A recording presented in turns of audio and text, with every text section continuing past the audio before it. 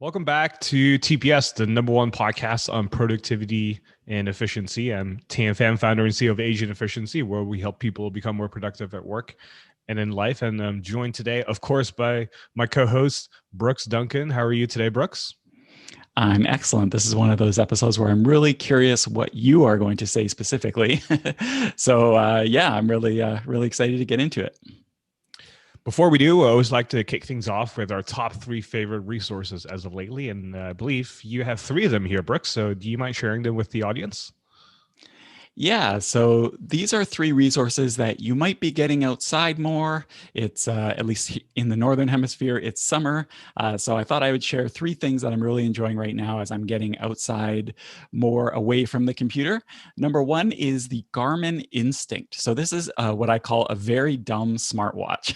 So it has a very visible screen in all types of light. It's pretty much indestructible. The battery lasts more than a week. It's great for outdoor and fitness stuff. It's not the most stylish. I don't think I would wear it to dinner necessarily, unless your dinner is at like a burger place. But it's great for being functional, especially for navigation stuff, without being distracting like an Apple Watch definitely can be. So the Garmin Instinct is number one. Instinct, sorry. The next is the Helinox Chair 1. So this is a compact, lightweight chair that you can just throw in a backpack. But it's not just a stool, it's an actual chair. So if you're going out somewhere, you can bring this chair with you. Even if you're going somewhere where you need to stand in line for a long time, you could bring it as well. So no more lugging those big camp chairs around. This is a lightweight one that you can throw in your backpack. And the final one is a Sawyer Squeeze. So this is a really compact water filter that the thing I like about it is it can screw onto many existing water bottles. So if you're out somewhere, you don't necessarily have a clean water source, but you need some water, you can just fill up your water bottle, put this on, and then it will filter the water for you and make it drinkable in most circumstances. So that's the Sawyer Squeeze. So those are my top three resources. Yeah, and we'll have links to all of them in the show notes as well. So you can always go to theproductivityshow.com/365 and find them there as well. Or if you're listening to us in an app, just swipe, you'll see it there as well. And I know this was probably recently inspired by a recent camp trip that Brooks did for 24 hours. So it's good to see that it's been battle tested and proven. And that anytime we recommend something, it's always something that we personally have used, unless we state it otherwise. So Brooks, whose episode is this all about? Like, who should we target here? Who should listen to this episode? Like, why are we even doing this episode? Yeah, so maybe you're somebody and we hear this a lot, you hear a lot of the common productivity advice, and maybe it just hasn't worked for you. Maybe some things work, but there's something you just hear all the time, and you're like, is there something wrong with me? Because I've tried this and it doesn't work for me. So this episode is for you if you are one of those people. Or maybe the standard productivity advice that you hear a lot, maybe it did work for you. Like it really helped you to get to a certain point, but then maybe you've hit a wall and you've tried doing some things and it's not taking you where you want to go now. So we're going to be talking about some things that we've changed over time.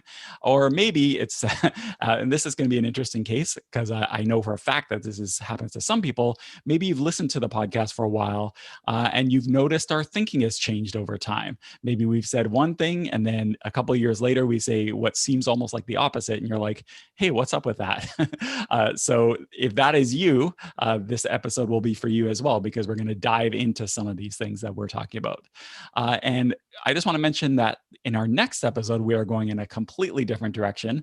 I'm going to be speaking to a productivity consultant who specializes working with overcommitted moms. So if that is you or someone in your family, or actually anybody can learn from this episode, check out next week's episode as well. All right. So I want to explain a little bit of the background of how this episode came to be. And it actually started with a productivity show listener who filled out a customer survey that we have at Asian Efficiency. And basically what he said, in paraphrased, was, he says, maybe it's just because I've listened, watched, and learned for so long from you that sometimes it seems like the newer material sometimes goes against the older principles that you talked about in the past. And we were talking about this in the weekly meeting that we have every week where we talk about customer feedback. And I was just thinking, this is just like a really interesting observation. And in a way, it's kind of the natural byproduct of doing things in public on the internet, right?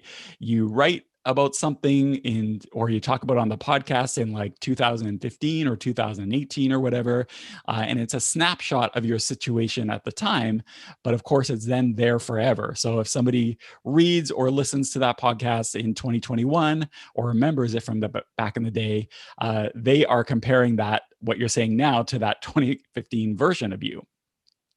Now, I think everybody, I know, Tan, I'm going to guess that you can relate to this.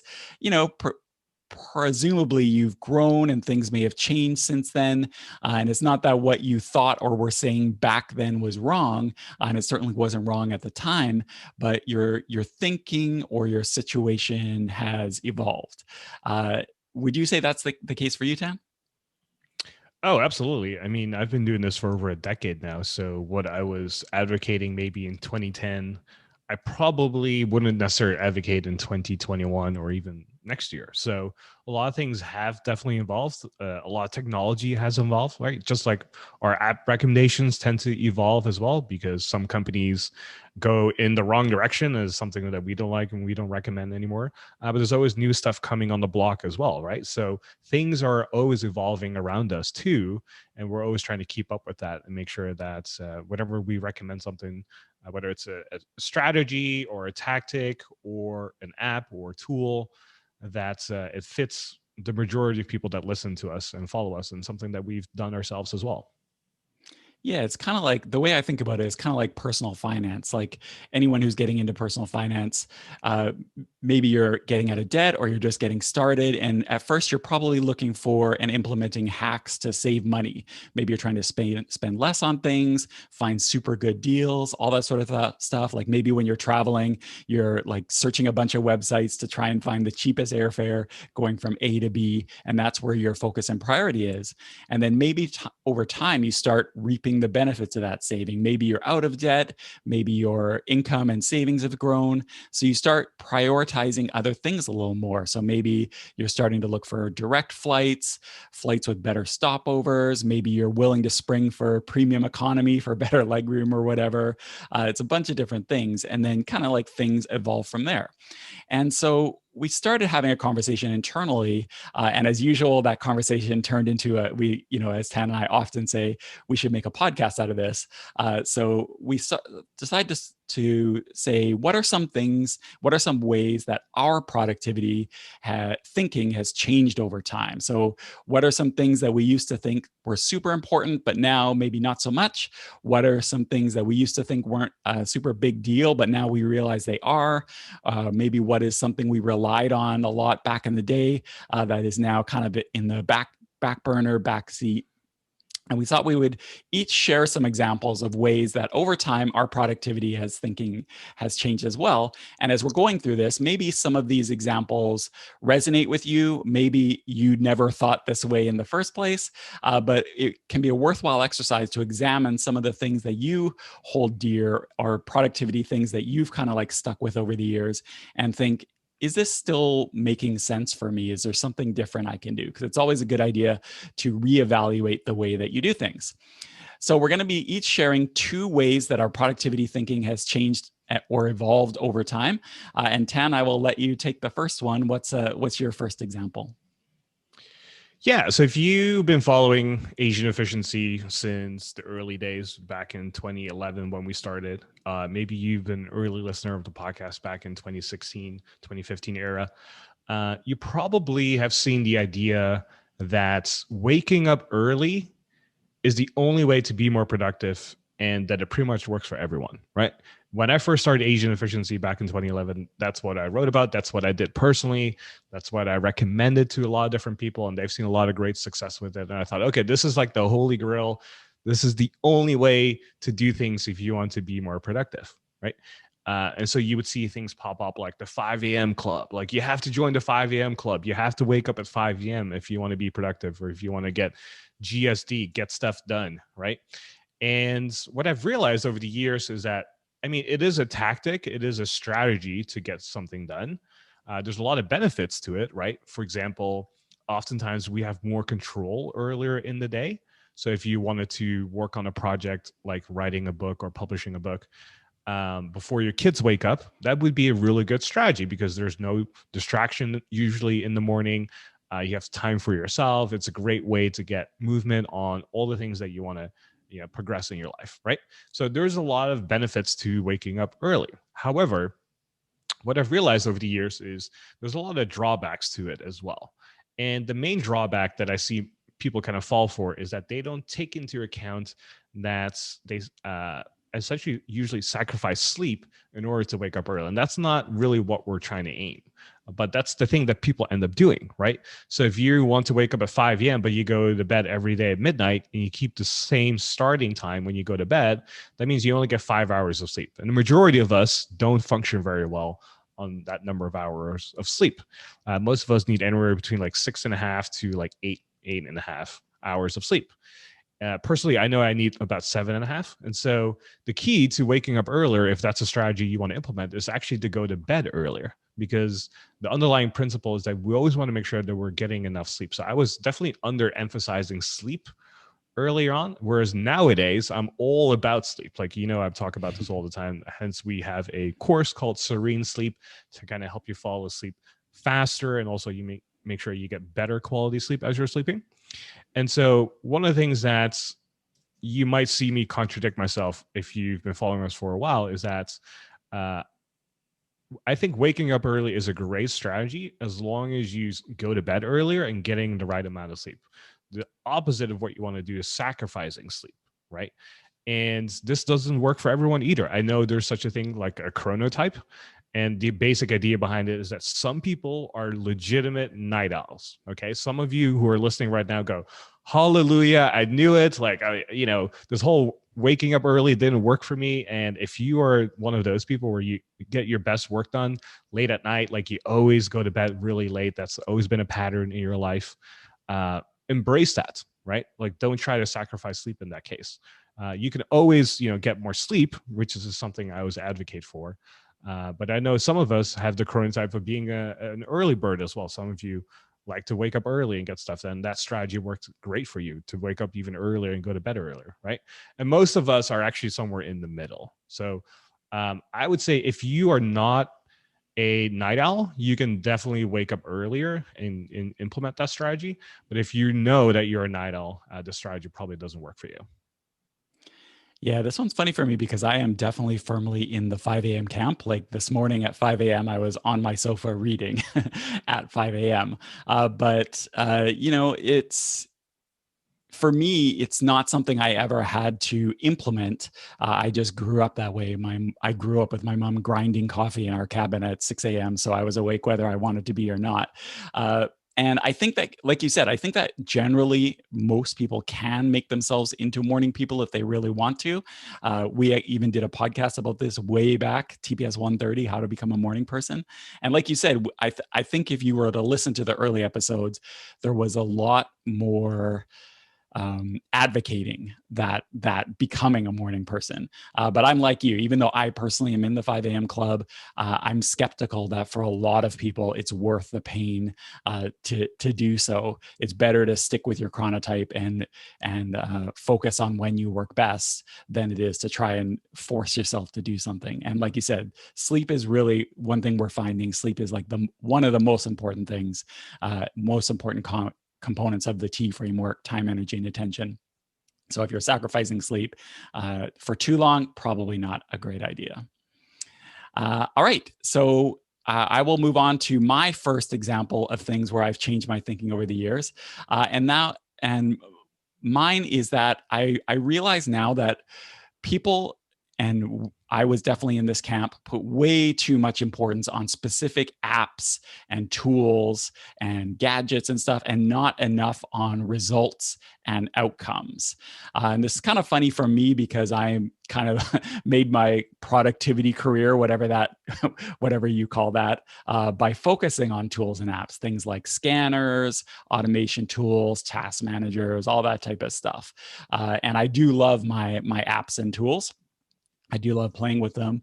But I've realized over the years that that is not what is important. You really do. I personally believe you have minimal productivity gains moving between different apps like Evernote to OneNote to Bear to Notion to Obsidian. Like moving between any of those, I don't think is going to get you huge productivity gains. And it's the same with task managers. Moving to OmniFocus, although that did have a big assistance for me in my career, but moving between OmniFocus, Todoist, Microsoft To Do, Trello things, whatever it is.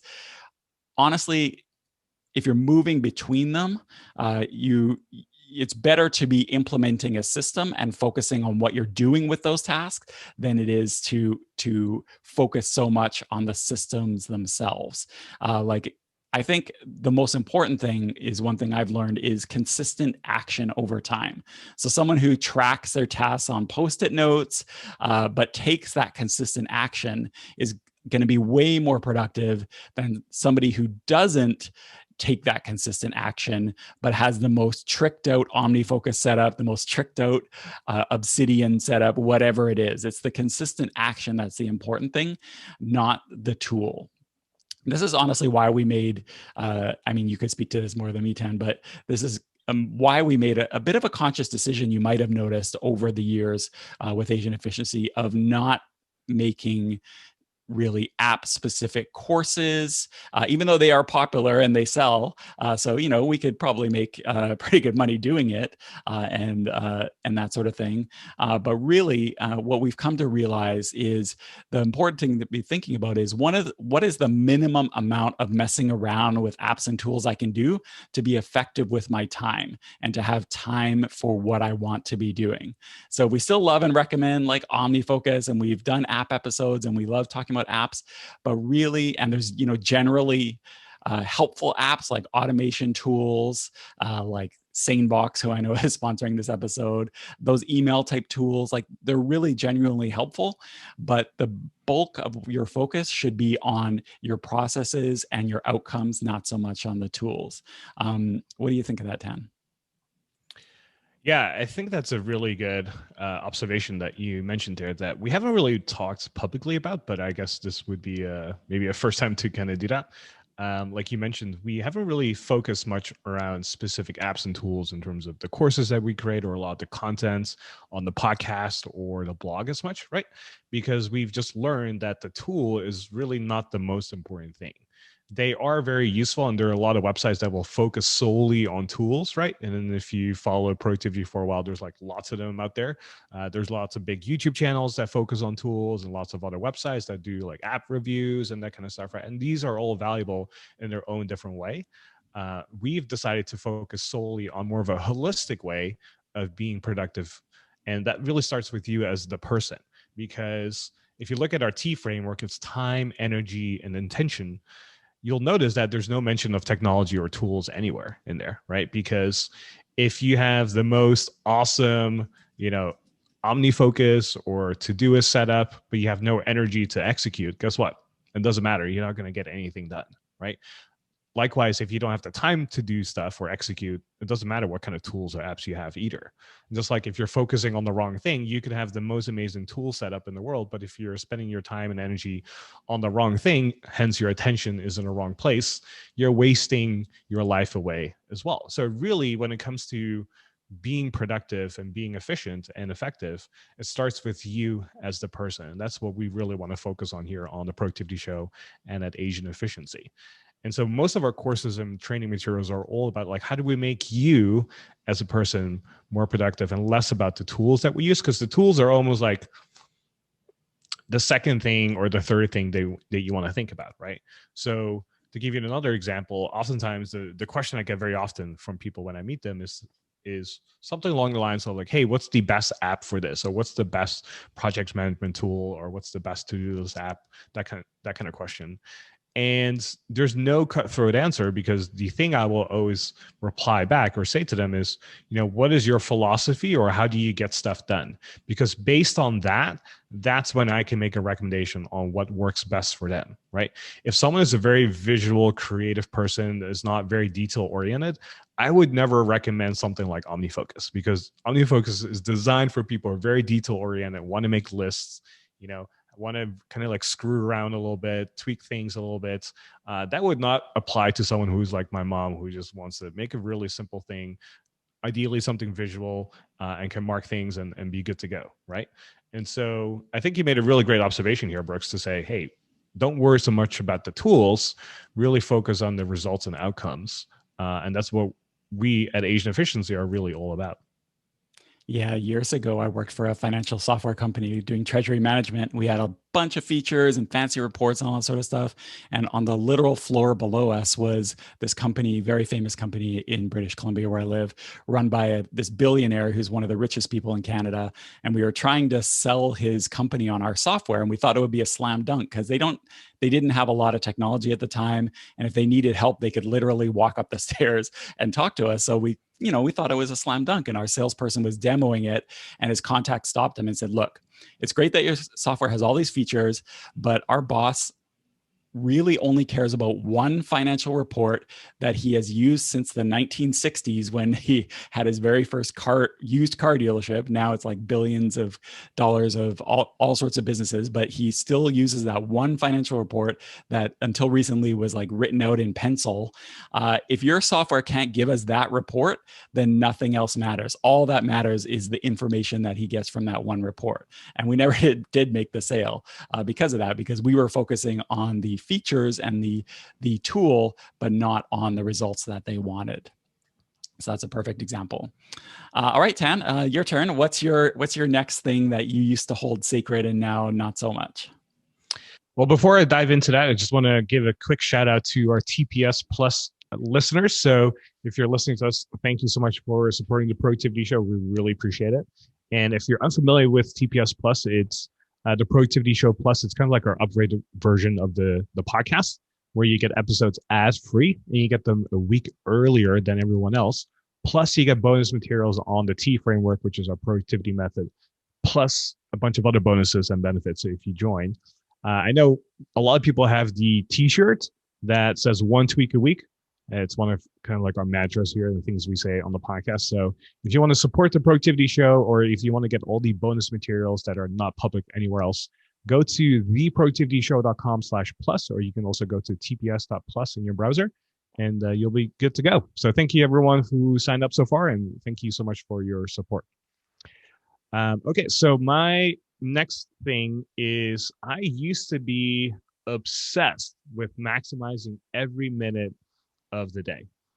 Like, I was the type of guy who had, like, if you looked at my calendar, every 15 minutes was scheduled. Like, I knew exactly what I was doing, from sleeping to eating to exercising to walking somewhere. Like, every 15 minutes was scheduled. I was all about like maximizing the time that I had available, because I was under the belief of, we only have 24 hours in a day. It's all about how you make the most out of it, right?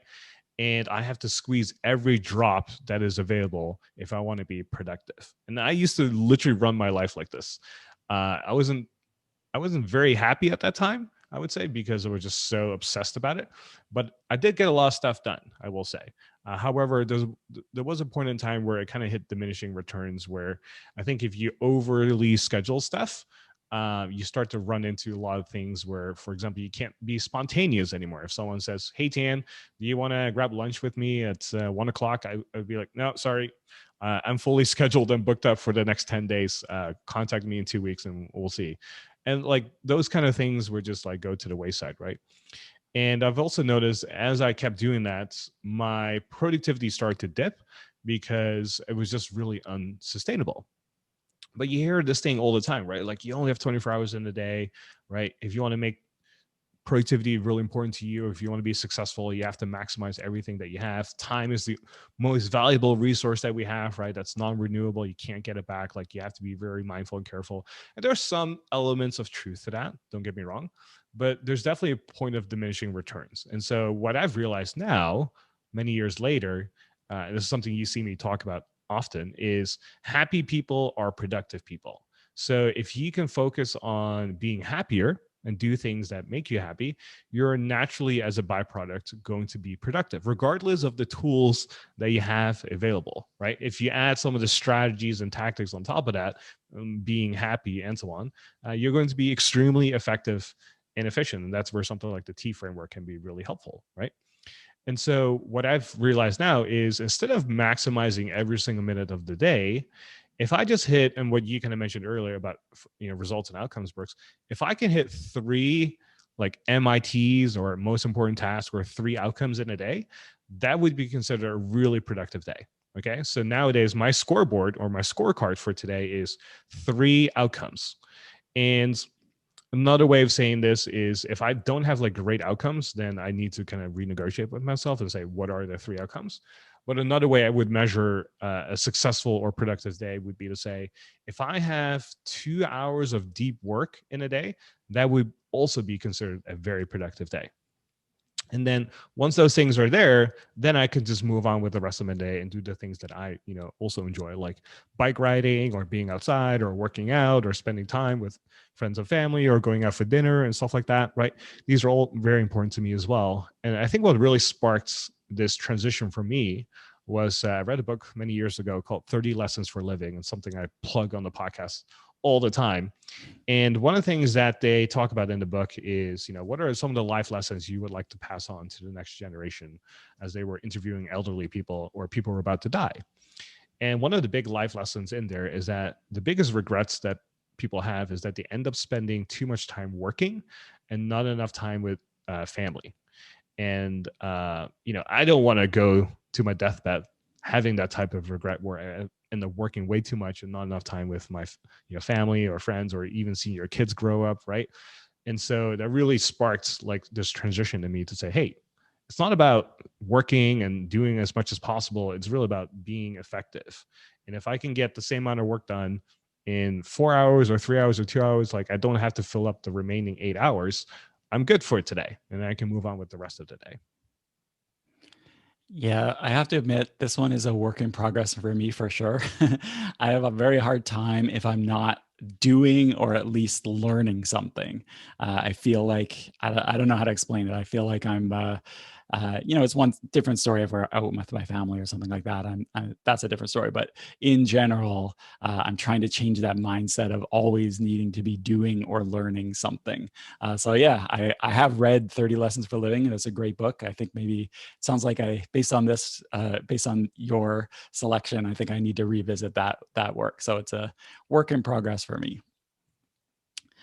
All right. So my final sacred cow that we're getting rid of in this episode is that, and this is maybe controversial for some people. I now realize that eat your frog, in quotes, isn't for everyone, at least the traditional way that it's described. So if you're not familiar, the eat your frog productivity advice is all over the place. We have a very popular article on it on our site as well that I'll link to. And basically it most famously comes from the Brian Tracy book. It's called Eat That Frog, 21 Ways to Stop Procrastinating and Get More Done in Less Time, which sounds great. And the general advice is, whatever your most important or your most difficult task is, do it first thing in the day. So when you wake up or when you roll into the office, do that frog, whatever it is, right away, your biggest and most scary task first, before all the distractions of the day eat away at you. And then once you've done that, the rest of the day is a lot easier and a lot more flexible. So that's the general advice. And I will say that I generally do follow that advice. That's how I structure my day. I try to structure my days with my frog as first, and it works really well for me. However, I've come to realize over the years that it just doesn't work for some people. Some people have more energy later in the day, like Tan, you talked about night owls. But even if you're not a night owl, even if you're somebody maybe who really comes into stream in the afternoon, or if your time is more flexible in the evening, then maybe trying to force yourself to grind early in the day when you have your best focus later is just a recipe for less than effective work. So that's some people. Other people, they have trouble focusing when they know there's distractions out there, and that becomes a distraction. We talked about this back in TPS 224. So you can go to theproductivityshow.com/224. I talked to entrepreneur Erin Chase from $5 Dinners, and she actually shared that Eat Your Frog just doesn't work for her because she can't focus on her frog until she's gone into her email and made sure there aren't minefields or people on her team that are waiting for something from her. And that goes totally against the advice we usually give, right? We always say, like, if you can, don't even check your email until your frog is done. Whereas for her, she's tried it multiple times and it just didn't work for her. So she'll go in, just triage first. So she'll just see if there's anything that's going to blow up. Once she knows that that is set, then she will go hard on her frog. And that works better for her. So it's not the way I personally work, but it works for her. And that's when I realized that for some people that this Eat Your Frog just doesn't work for everybody. It works well for me. I think it's generally good starting advice. But if it's not working for you, don't force yourself to do it because you think it should be something that you do. Try different things to see if maybe they work for you. I have definitely been on that camp as well, where even to this day, I would say, hey, if you're new to productivity, try Eat That Frog and give that strategy a try, because I've seen it work for so many people. But as with everything, it doesn't apply to everyone and doesn't always work for everyone. And if you legitimately feel like, hey, I've tried this doesn't work for me, great. Don't beat yourself up for it. It doesn't mean that you're wrong. It doesn't mean anything about you. It's just that this particular strategy doesn't work for you, and that's okay too, right? There's many different ways to kind of skin a cat or get to Rome. And so just because this strategy doesn't work for you doesn't mean that you can never be productive. There's lots of other things you could be doing. So to kind of flip it around, what some other people do, like you mentioned, Brooks, is instead of doing the hardest thing or the thing that they most likely will procrastinate on, some people on the team will even start doing the opposite, which is actually starting with the simplest thing first, kind of getting into that groove, building that momentum, and then launching into the frog or the thing that they kind of tend to procrastinate on or don't like doing so much. So there's kind of like different ways to go about it, right? And that's like, I guess, like one takeaway I would like everyone to have is there are a lot of productivity methods and strategies out there. Just because one doesn't work for you doesn't mean that it's bad. It just happens to not work for you, right? And there's other ways you can be more productive. Just like GTD is not for everyone, right? Our productivity method is not for everyone either. However, we've just found it to be very successful among many people. And so if you know heart to heart, like your intuition says like, hey, this is just not right for me, something seems really off, like listen to that. It's there for a reason, right? And so if you find yourself like, hey, like, man, like I've tried this Eating Your Frog thing, it just doesn't work. Every time I try it, like there's just so much more resistance that comes up. Try flipping around and say, hey, let's just work on the simple things first and see how that goes. We record, like you said earlier, we record these episodes live with our TPS Plus and Dojo members. And TPS Plus and Dojo member Alice says something which I've never heard her put this way, but I love it. She says, my productivity friend that goes by Fundraiser Chad says that he eats a few tadpoles before he attacks the frog. And I like that. Yeah, if it works for you, eat some tadpoles first and get going, and then you can take on the frog. So I love that, Alice. All right, Tan. So we've said some things that have the way our thinking has evolved over time, but we like to end all of these episodes, everything we do, in an actionable way. So what should people take from this, especially if none of these examples are things that they personally have kind of like grabbed onto? What should people take away from this and do? Yeah, if you made it this far, you can go, hey, you know what? I think there's something there for me. What should I do next? What I recommend you do next is just to ask yourself, is there anything I'm still doing that may not make sense anymore, but I'm still doing it just because I always have? Okay. So let me repeat that one more time. Is there anything I'm still doing that might not make sense anymore, but I'm still doing it just because I've always have? And if so, what next steps can you make to change it? Right? Just because you've done something one way doesn't mean you have to continue to do that going forward.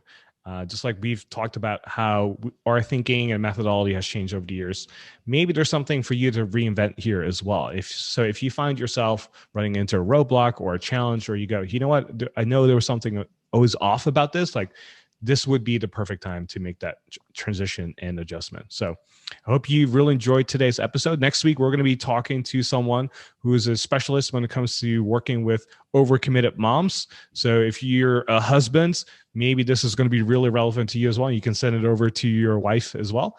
And even if you don't have kids, this is going to be valuable as well as you're getting ready for kids at some point in your life. So again, thank you so much for joining us here today. If you want to find links to everything that we talked about in the show notes, you can always go to theproductivityshow.com/365 and find everything there. So thanks again for joining us, and we'll see you next Productive Monday.